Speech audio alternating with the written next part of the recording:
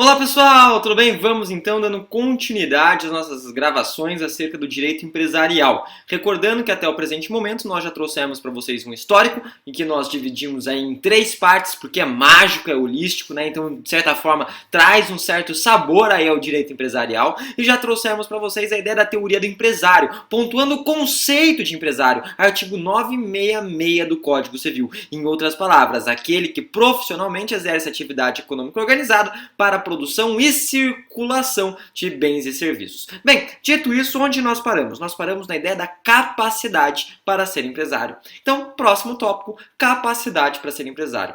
E eu disse o seguinte no final da última aula. Gente, para ser empresário, a pessoa precisa de dois elementos. Quais são esses dois elementos? Primeiro, de ter a capacidade civil plena e, por demais, não estar impedido. Então, primeiro, capacidade civil plena e não estar impedido. Capacidade civil plena e não estar impedido. Capacidade civil plena. Bem, quando a gente fala de capacidade, se faz importante, de certa forma, rememorar o estudo da parte geral de direito civil. Na parte geral de direito civil, nós lembramos que existem porque é mágico, três formas de capacidade, né? Nós temos primeiro aquela capacidade genérica, capacidade de direito, aquele que todo indivíduo tem, né? Até mesmo Orlando Gomes, o príncipe dos civilistas, ele dizia o seguinte, ele dizia que essa capacidade genérica de direito, ela de certa forma até se confunde com personalidade, porque a partir do momento que a pessoa nasce, ela já tem essa capacidade genérica de direito. A segunda capacidade é chamada capacidade de fato, né? Capacidade de exercício, ou seja, é aquela em que o indivíduo tem por si só a aptidão de exercer atos da vida civil. Ele mesmo, ele vai lá e exerce esses atos da vida civil. Então essa é chamada capacidade de fato, de direito. Se nós somarmos a capacidade genérica de direito, mais a capacidade de fato de exercício, surge uma terceira capacidade, que é chamada de capacidade civil plena. Essa capacidade civil plena, ela em regra é adquirida aos 18 anos de idade, que é a ideia da maioridade. Entretanto, em algumas situações, nós podemos fazer uma antecipação dessa capacidade civil plena. Como que a gente faz essa antecipação da capacidade civil plena? Por intermédio do instituto chamado de emancipação.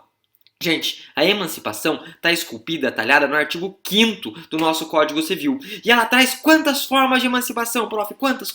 Estou empolgado. 3 formas de emancipação. Nós temos a chamada emancipação voluntária, temos a emancipação judicial e, derradeiramente, a gente tem a chamada emancipação legal, né? Gugu Liberato, domingo legal. Então, vamos lá. Primeira delas, emancipação voluntária. Voluntária é aquela realizada pelos pais, né? Então, ambos os pais vão lá, eles estando de acordo, né? Mas um deles não está presente, então basta um só. Mas se os dois estiverem presentes, se os dois estão vivos, os dois têm que autorizar, tudo bem? Notem, independentemente de homologação judicial, tudo bem? E por instrumento público, esses pais, eles vão e realizam a emancipação voluntária aí do menor. Show de bola? Tranquilo? Emancipação judicial. Emancipação judicial é aquela de, no caso, filhos maiores de 16 anos, né? Ouvido o tutor.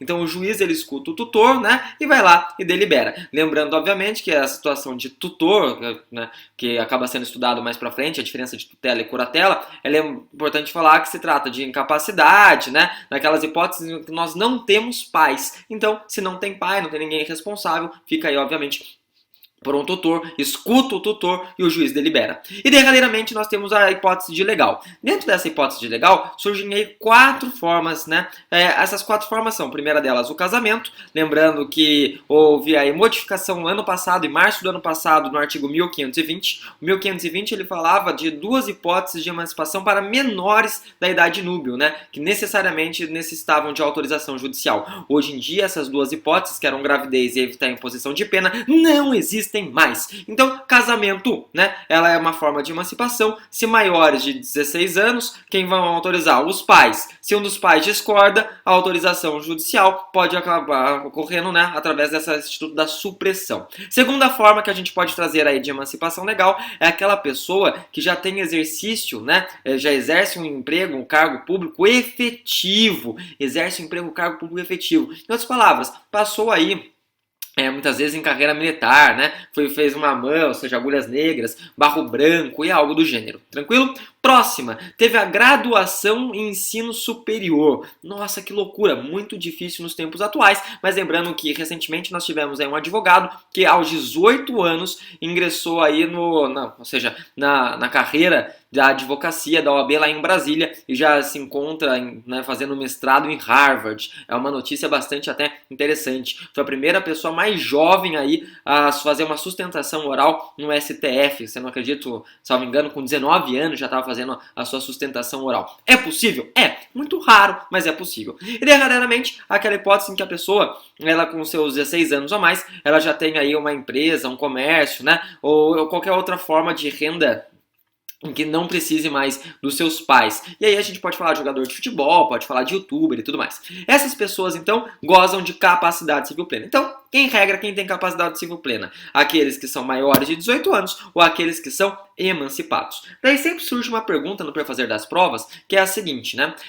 Menor de 18 anos, ou seja, a pessoa que é incapaz, ela pode exercer atividade empresária? E daí vocês têm que parar e lembrar do seguinte: o que?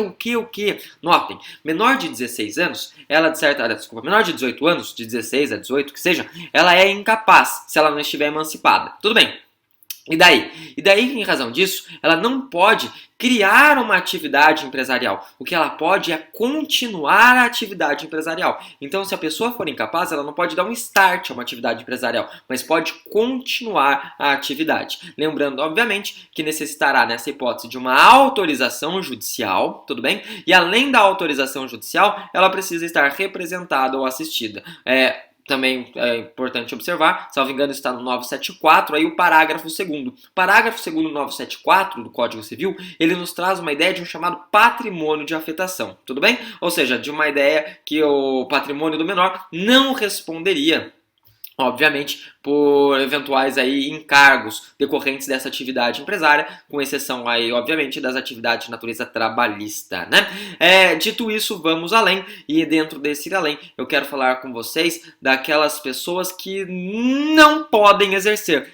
Os impedidos, prof? Não, aquelas que na verdade não podem exercer, antes mesmo de falar dos impedidos. Em outras palavras, quem não pode ser empresário, gente? Já sabemos que quem tem a capacidade civil plena pode, né? E quem não pode ser empresário? Gente, não pode ser empresário aquelas pessoas que exercem uma atividade de natureza intelectual. O que seria uma atividade intelectual? Gente, atividade intelectual a gente pode colocar três formas de atividade intelectual. São aquelas de natureza artística, literária e científica. Artística, literária e científica, artística, literária e científica. Então essas pessoas, elas não podem aí serem empresárias. Lembrando, por demais, que não pode ser empresário aquela atividade também, aquela situação em que a pessoa não possui organização. Porque se ela não tem organização ou não tem algum dos elementos do conceito do empresário, ela também acaba sendo debelada da possibilidade de ser empresária.